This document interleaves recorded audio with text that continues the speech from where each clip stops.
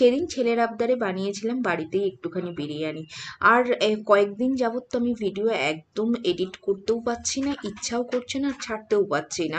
আর তার মধ্যে এখন শরীরটা অনেকটা বেটার আছে আর অনেকটা সুস্থ আছে। তা ভাবছি এখন আস্তে আস্তে ভিডিওগুলো ছাড়া শুরু করব।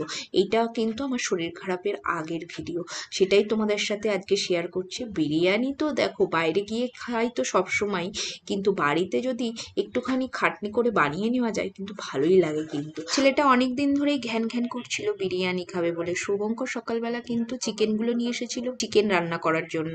তা আমি ভাবলাম যে চিকেন কেন করব, কারণ বিরিয়ানি চিকেনের মতনই মোটামুটি বড় বড় পিস আছে, তাই ভাবলাম যে আজকেই বিরিয়ানি বানিয়ে দিই। আর সত্যি কথা বলতে ওই ভাত ডাল তরকারি করার থেকে আমার মনে হয় বিরিয়ানি বানানো বেশি সহজ। আর কোনো কোনো টাইমে কষ্ট হলেও বাচ্চাদের মুখে হাসি ফোটানোর জন্য একটু আধটু কষ্ট করতেই হয়। তাই আজকে বানিয়ে নিলাম বিরিয়ানি।